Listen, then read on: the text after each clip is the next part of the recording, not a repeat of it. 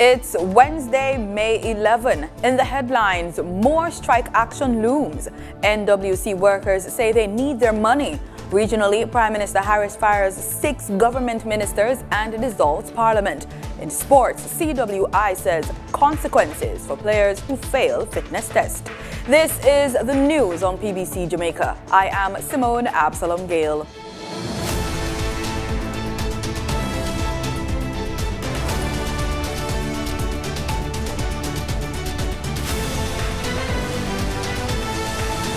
The PBCJ understands that public sector workers are restive. Reports are that workers are on the verge of taking industrial action as the Jamaica Civil Service Association steps up pressure on the Ministry of Finance and the Public Service to settle outstanding salary issues. Following a meeting on Tuesday, President of the JCSA, O'Neill Grant, told the press that he has been instructed by the association's executive to write to the ministry by noon Wednesday demanding an immediate response. The association is upset that the Ministry of Finance and the Public Service has not responded to demands to address items in its 2021 wage claim. Negotiations continue between the National Water Commission and the 5 unions representing workers at the state utility company. This after more than 2,000 workers took industrial action on Tuesday, demanding action on their long-standing wage review. The Ministry of Labour advised late Tuesday evening that the dispute remained unresolved. On Wednesday, there was still no water in customers' taps. Our news team visited an NWC site to hear what the workers have to say. We are tired of the situation, what we are facing in NWC. The government, the head, they are not doing anything for us. We are way behind peer. We are far away behind of everybody. You understand? We are working for nothing. We're not seeing nothing where we forget benefit, we are not getting. If we don't come out here and try to fight out here to get our benefit, we are not going to reach anywhere in NWC. You understand? We are back. We are fighting for reclassification all along. And all we are here is promising and promising. No, it's too many promising in everything that we shall get. Look here, water is the most essential thing in the country. Right? And you have a water minister. So why we don't fall under that? We are not idiots and we are not fools. We need justice. We want our money. We need to know what is on the table if we're going to get our reclass money. Because everything, cost of living, as you know, is out of our reach right now. Gas prices up, food prices up. You have families where you have to sustain your family. That can't do with the pay what we have right now. So we need justice. We need our money. Give us our money. That's all we're asking for. Arising from the strike at the NWC, several schools will be closed on Wednesday due to lack of water. In the corporate area, St. Hugh's High School for Girls informed parents on Tuesday that students will revert to online classes for the rest of the week. This was also the case in St. Catherine at St. Jago High School. Meanwhile, the National Water Commission, NWC, is encouraging customers to immediately settle their outstanding bills as it prepares to package and sell its debt to a collection agency. Senior Public Relations and Marketing Officer at the utility company, Siddiqui Brooks, says customers should contact the agency within 30 days of receiving a sale debt notice. Failure to do so will equate to customers consenting to the sale. She says the NWC is willing to work out payment arrangements with these customers who are not able to pay their balances in full. The NWC continues to see a high level of delinquency in settling outstanding water bills despite an increase in collection in 2021. Opposition spokesman on health, Dr. Morris Guy, wants the government to ensure direct budgetary allocation for the National Health Fund, the NHF, from the central coffers to match the increased demands for drug subsidy. He's also calling for an update on the proposed National Health Insurance Scheme. Dr. Guy was making his contribution to the sectoral debate on Tuesday. Gabriel Thompson has more in this report. Just about 700,000 Jamaicans depend on the subsidies and services provided under the National Health Fund, NHF.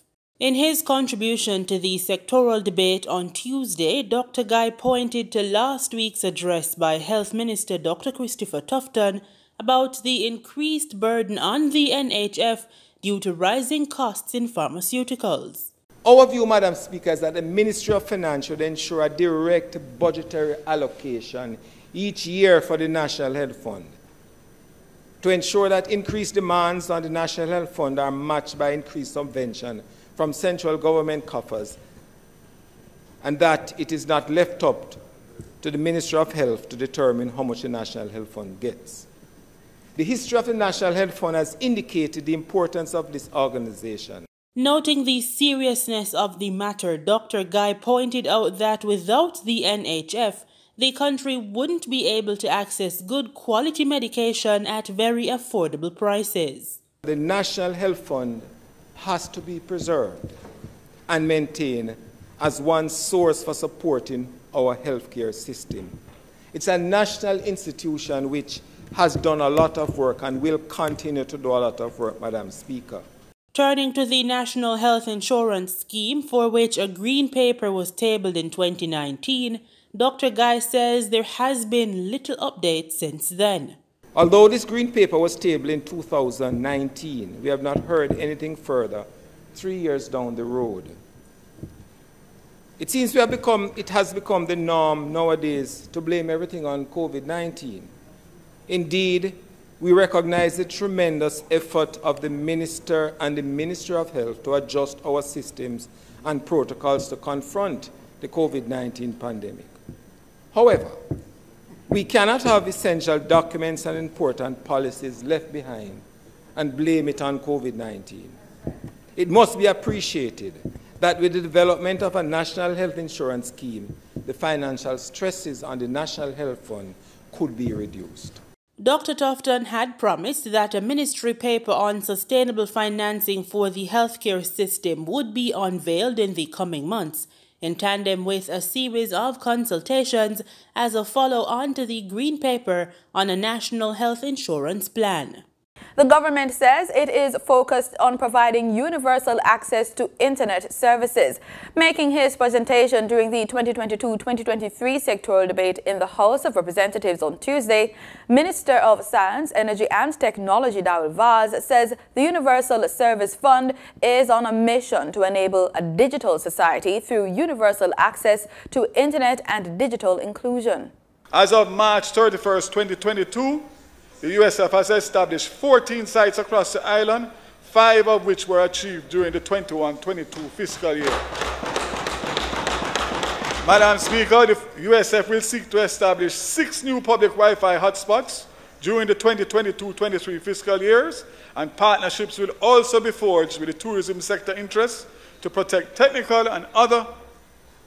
provide technical and other support for the establishment of Wi-Fi sites in resort towns and tourist and historic sites. Minister Vaz gave an update on the Community Wi-Fi Initiative and community access points. Madam Speaker, the Community Wi-Fi Initiative connected 101 community Wi-Fi sites as of the end of March 2022. The remaining 88 sites will be completed by May 31st, 2022. We are still creating access through community access points. 7 sites were completed during the year, with the 8th site awaiting bandwidth upgrade before completion and handover. Meanwhile, Minister Vaz updated the House of Representatives on the operations of the Government Electrical Regulator, GER. The GER is to facilitate the closure of the Government Electrical Inspectorate and the establishment of a new system to regulate the electrical installation and inspection processes in Jamaica. As of March 31st, 2022, the GER processed and added to its portal a total of 608 registered electricians and 174 electrical inspectors. The numbers are set to increase significantly over time based on the application process that accepts and processes applications on a year-long basis. He also acknowledged the challenges that have been experienced by homeowners and developers regarding the cost of electrical inspections. Madam Speaker, the GER and the Ministry continue to actively monitor the situation in the marketplace and encourage individuals to lodge formal complaints concerning the conduct of inspectors. Also, we encourage members of the public to visit the GER Resource Center on the Ministry's website for a listing of all registered electricians and private electrical inspectors to aid in comparisons and negotiations of prices. Minister Vaz says his ministry has been in dialogue with the Fair Trading Commission on this issue, and his ministry was provided with some recommendations. Not limited to increasing inspectors across the geographical area, advising inspectors to advise relevant and material information to consumers as per the Fair Trading Commission Act, advising trade associations to refrain from discussing prices as this may amount to collusion and price fixing, and lastly, embarking on a sensitization and public education program which targets consumers. Madam Speakers, these recommendations are being advanced as we speak, with the public education campaign slated to be launched within the first quarter of this new financial year. Mr. Vaz was speaking during his presentation to the sectoral debate in Parliament on Tuesday. By May 27, the urban traffic management system should be completed. So says Minister of Science, Energy and Technology Daryl Vaz. He says a contract was awarded in March 2021 and the project is now 86% complete. Minister Vaz notes that the project is being implemented in the Kingston metropolitan area. The UTMS seeks to modernize and automate the traffic management system and to reduce travel time and fuel consumption by 30%. The project involves the installation of additional CCTV cameras, license plate video detector cameras, and overhead variable messaging signs. This will inform and warn motorists in near real time and modernize the traffic interconnection network with the fiber optic cables upgraded and the IT hardware and software. We have a story from the Caribbean Economic Forum, plus your regular market updates from Denny Rodney in this business report.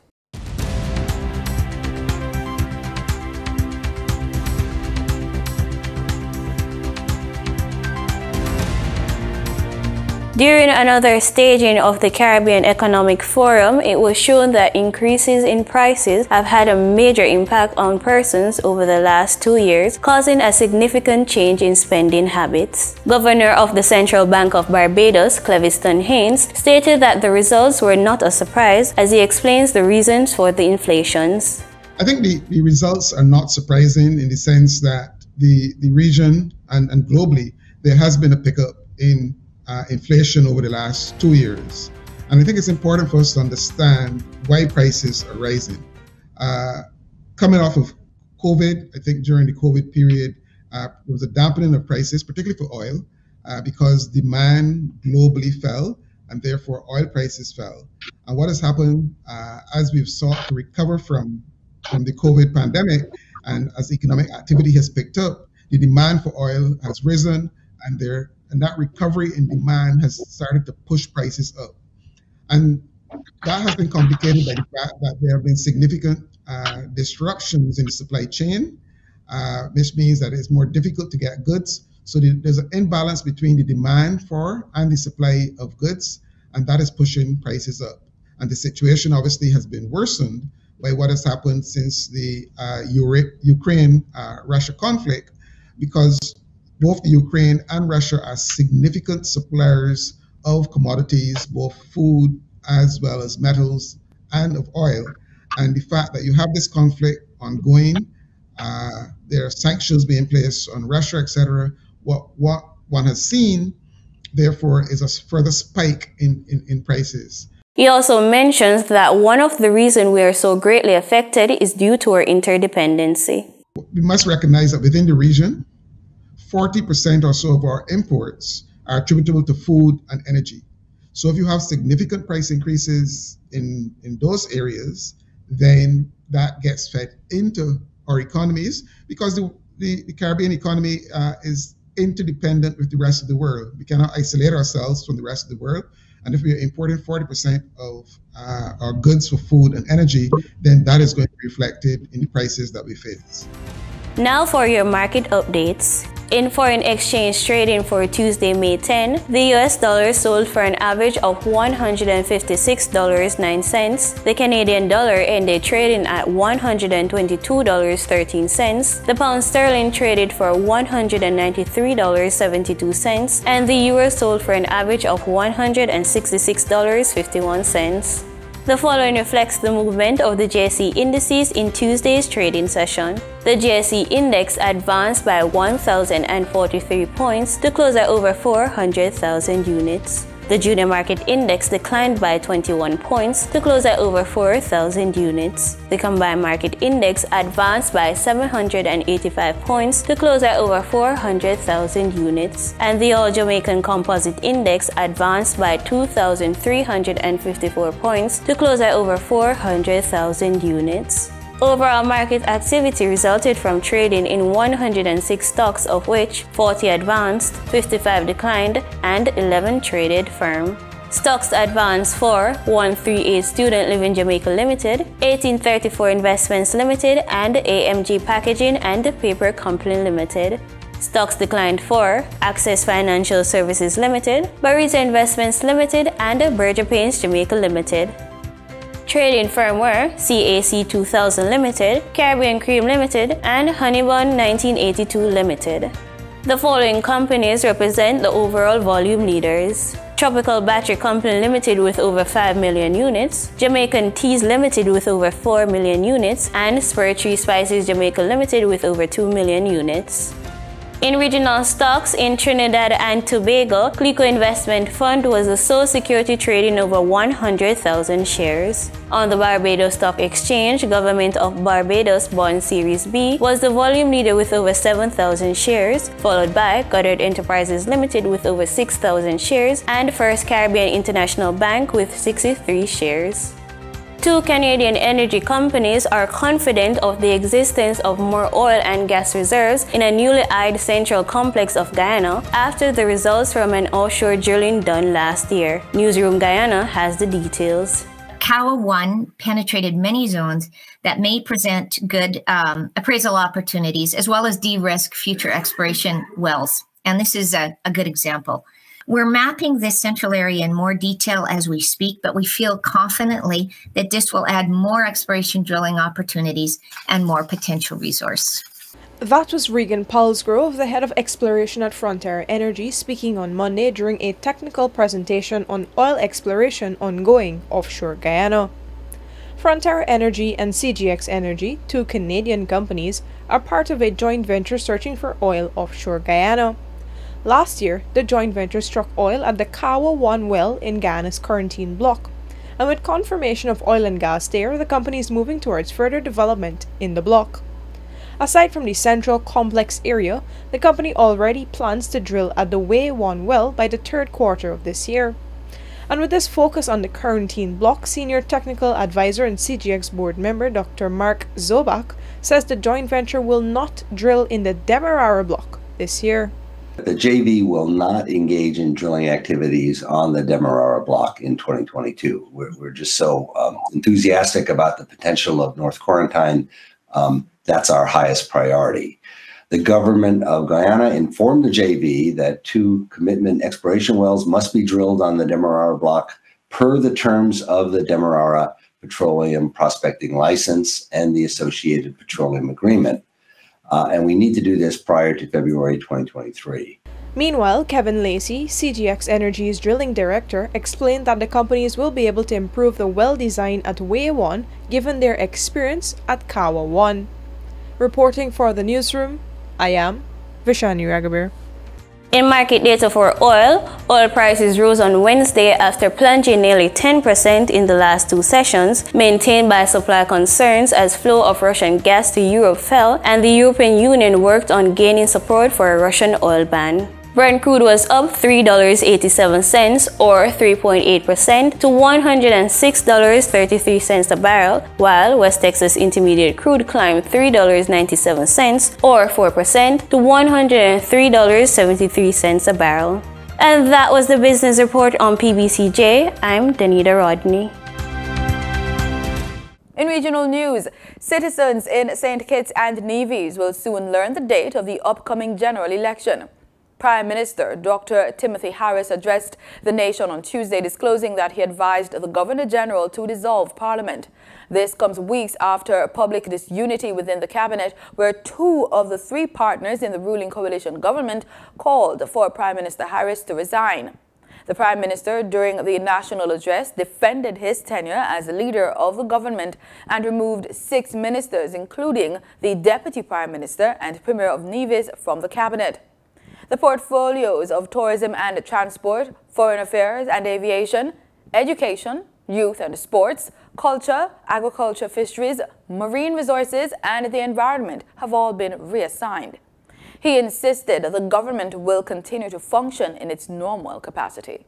In the meantime, the government continues to function, and it will do so in an orderly, efficient, and effective manner. These were not decisions taken lightly, but they were essential to put this period behind us and focus on delivering a better future for all the people. Decisions like these require real leadership. The autopsies of the 3 Americans who died at a Sandals resort in Exuma, Bahamas are completed. That's the word from Deputy Prime Minister. Bethany McDermott has the latest. Deputy Prime Minister Chester Cooper advising that autopsies conducted on the 3 Americans that died at Sandals in Exuma on Friday are complete, but no report has been released just yet. It remains unclear how the Americans died. The matter has been the subject of public speculation over the last several days and has attracted international media attention. Yesterday there was an autopsy that was completed. There is no report for it as yet. As the Commissioner of Police rightly pointed out, there has to be some toxicology lab work, and that is being expedited as quickly as it can be done. Health Minister Dr. Michael Darville is expected to return to the island with a team to do some additional work.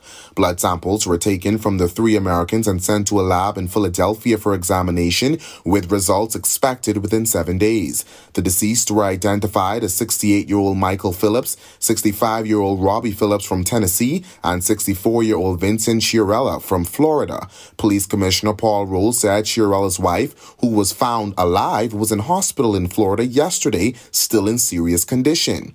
Cooper said he spoke to the families of the victims. We have provided candid answers as much as we have, and we have been forthright with the families, and they appreciated the fact that they have been able to get the answers that we do have. The DPM added that Sandals hasn't seen any major cancellations following the incident, adding that forward bookings remain strong. Based on what we see overall in terms of queries from the international community, I believe they understand that this is an isolated situation contained to the 2 villas in question, contained to this resort. As these were 3 United States citizens, the U.S. Embassy has been instrumental in this process. U.S. Embassy Public Affairs Officer Daniel Durazo explains what the process looks like. We coordinate as closely as we can with the Bahamian authorities involved, whether that be the RBPF or the Ministry of Health or whatever the case may be, and we monitor the investigation as closely as we can, and we provide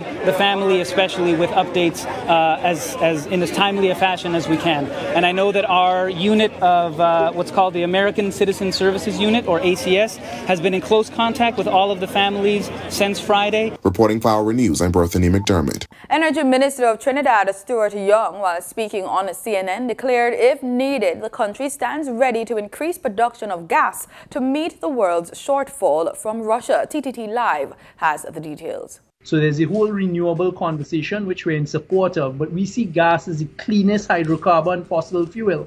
And we actually think gas is going to be around for decades. So, for example, in Trinidad, 99.9% of our electricity needs are derived from the natural gas that we produce. So how does the rest of the world, and in particular Europe, deal with this current crisis?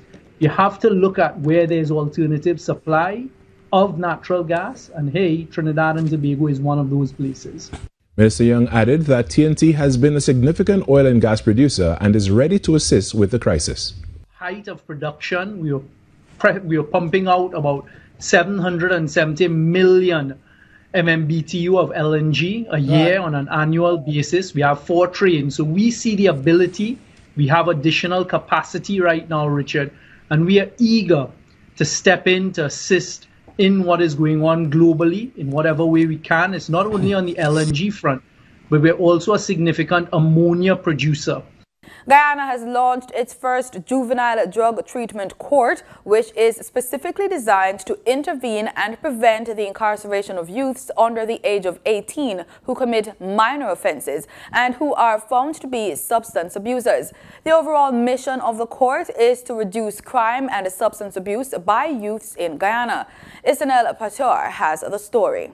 The idea to establish a juvenile drug treatment court in Guyana was birthed in August 2020 by Chancellor of the Judiciary Acting Justice Yonit Cummins Edwards. A task force was then set up and was headed by Chief Magistrate Anne McLennan to plan and launch the court, which officially opened on Tuesday at 12 magistrate courts across Guyana. In preparation for the opening of the court, training was conducted locally and internationally for members who will operate at the Juvenile Drug Treatment Court.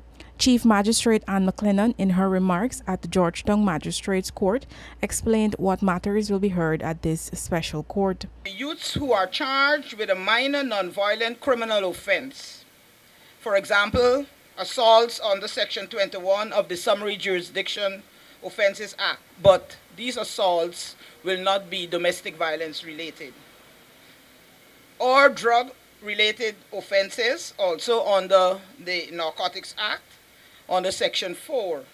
And in this regard, the quantity will be less than 14 grams. And of course, this juvenile or this youth will be experiences a serious drug abusive disorder and who has been referred to the court. In sports, the Jamaica Football Federation Board has accepted the recommendations of the JFF Technical and Development Committee to retain the technical staff of the senior women's national team, including head coach Vin Blaine. In its report, the committee notes that there was insufficient evidence to warrant any such change in personnel at this time. This after an initial investigation into concerns expressed by team members. The report states it's in the best interest of the JFF to continue on its present course with the current coaching staff, where the progress will be closely monitored and evaluated periodically. The report also says that with less than 2 months before the CONCACAF Women's Qualifying Tournament gets underway in Mexico, the board felt that introducing changes at this time would not be wise. Cricket West Indies lead selector Desmond Haynes and Director of Cricket Jimmy Adams have criticized West Indies players for failing to meet even the minimum fitness standards. Speaking at a media conference on Monday after releasing the one-day international squad for the upcoming series against Netherlands and Pakistan, Haynes says he is very disappointed at players who had not met the criteria. I think that when you look at the amount of cricket that's being played around the world, I think there's a certain level of fitness that is required. And I think that is a standard that you should set as a professional cricketer. And I do get concerned when, you know, you have to be selecting the side and not sure if these guys are going to be, you know, fit enough to finish the tour, you know. So with a situation like that, we're not only here to talk about, you know, if you're a super fit and can't bat or can't bowl, you still don't get select. But what we're seeing as a cricketer is a level of fitness that is required. And I believe that all cricketers should try to reach that.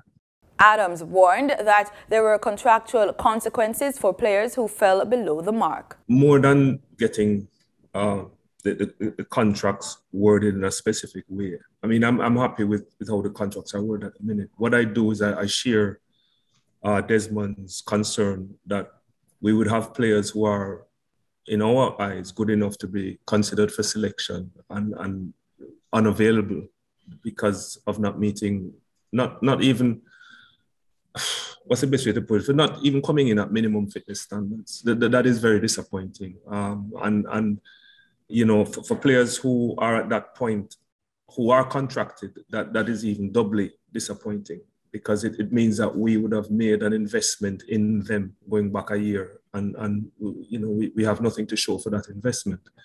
So it is something that is concerning to us. It is something that we would have to think very seriously about when we go into the next cycle of contract discussions, when the selectors sit down to decide on contracts going forward. But I can't say enough how much this we consider this a letdown, not just for the individual, but for the region and the whole. That's the news on PBC Jamaica. Remember to follow us on all social media pages at PBC Jamaica. Thank you for watching.